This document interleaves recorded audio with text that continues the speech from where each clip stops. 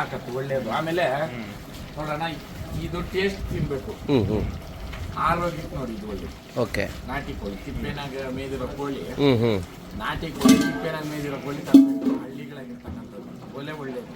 Okay, ಒಳ್ಳೇದು. Chemical ಎಲ್ಲ natural food ತಿಂದಿರ್ತೈತೆ. Okay, city ಕಡೆ ಅದೆಲ್ಲ ಕೆಮಿಕಲ್ ಫುಡ್, ನಾಟಿ ಕೋಳಿ ಅದೆಲ್ಲ ಕೆಮಿಕಲ್ ನಿಮ್ಗೆ ಮಾಂಸದಲ್ಲೇ ಗೊತ್ತಾಗ್ಬಿಡ್ತದೆ.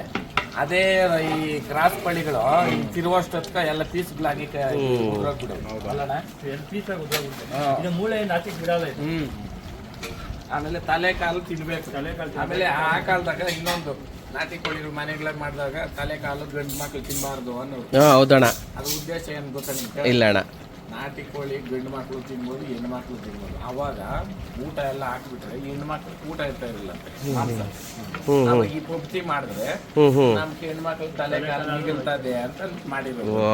ಇದು ಸತ್ಯ ಅಣ್ಣ, ನಿಜವಾಗ್ಲೂ ಗೊತ್ತಿಲ್ಲ. ಅದು ಏನು ತಪ್ಪೇನಿಲ್ಲ, ಗಂಡು ಮಕ್ಳು ತಿನ್ಬಾರ್ದು ಅವ್ರು ಹೇಳೋದು. ಗಂಡು ಮಕ್ಳು ತಿಂದ ಮೀಸೆಗಳು ಬರಲ್ಲ. ಹೌದಣ್ಣ, ಬೇರೆ ತರನೇ ವಿಷಯ ಇತ್ತು.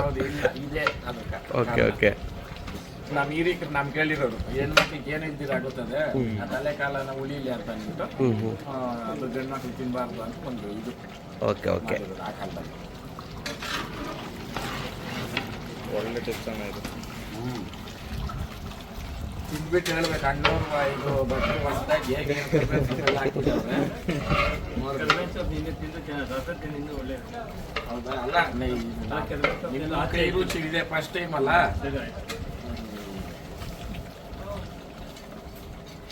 ಆಮೇಲೆ ಕೋಳಿನ ಸುಟ್ಟಿ ತುಕ ಎಲ್ಲ ಕಿತ್ತಾದ್ಮೇಲೆ ನೀರಲ್ಲಿ ಹಾಕಿ ಕೋಳಿನ ಸುಟ್ಟಿ ಅರ್ಶಿನ ಉಚ್ಚಿ ಮಾಡೋದು ನಾಟಿ ಕೋಳಿ. ನಾಟಿ ಕೋಳಿ ಕುಡಿಯೋದಕ್ಕೆ ರುಚಿ ಇರ್ತದೆ. ನೋಡ್ರಿ, ಇಲ್ಲಿ ಊರ್ತೈತಲ್ಲ, ಈ ಊರೋದೇನೇನೆ ಇದ್ರಲ್ಲಿ ಇರ್ತಕ್ಕಂಥ ಕೊಬ್ಬಿನಾಂಶ, ಇದು ಗುಡ್ ಫ್ಯಾಟ್.